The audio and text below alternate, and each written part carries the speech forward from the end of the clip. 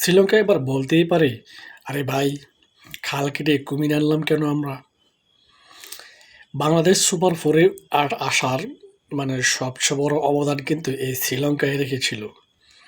আফগানিস্তানকে হারিয়ে বাংলাদেশকে সুপার ফোরে আনার মানে সুযোগটা এই শ্রীলঙ্কায় করে দিয়েছিল। এখন সেই শ্রীলঙ্কাকে সুপার ফোরে বাংলাদেশ হারালো। বাংলাদেশের জন্য এটি একটি গ্রেট উইন। বাংলাদেশে খেলা দেখতে বসলে মনে হয় এই বুঝি প্রেশারের ওষুধটা সাথে নিয়ে বসি, এই বুঝি হেরে গেল, এই আবার একটু সাহস সঞ্চয় না জিততে পারবে আশা করি। কিন্তু শেষ পর্যন্ত লাস্ট অব্দি খেলাটা করাইছে, বাংলাদেশ জিতেছে। বাংলাদেশ যেভাবে ব্যাটিং করেছে খুবই ভালো লেগেছে, দু একটা সিলি মিস্টেক ছাড়া। শ্রীলঙ্কার দেওয়া ১৬৯ রানের টার্গেটে বাংলাদেশ যেভাবে ব্যাটিং করেছে, তামিম যেভাবে আউট হয়েছে, এটা আমার কাছে খুবই খারাপ লেগেছে, খুবই বাজেভাবে তিনি আউট হয়েছেন।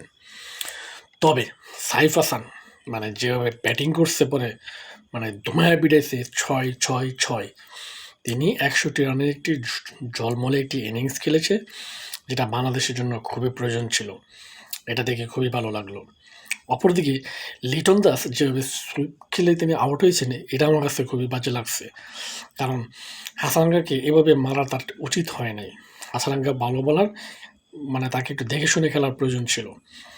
পরবর্তীতে তৌহিদ হৃদয় যদিও প্রথম টুকুর টুকুর করে খেলতেছিল, পরবর্তীতে কিন্তু তৌহিদ হৃদয় ধুমায়া পেটেছে, দুর্দান্তভাবে খেলছে। আমার মনে হচ্ছিল এই তৌহিদ হৃদয় ম্যাচটা শেষ করে আসবে, কিন্তু তিনি ৫৮ রানে আউট হয়ে গিয়েছেন।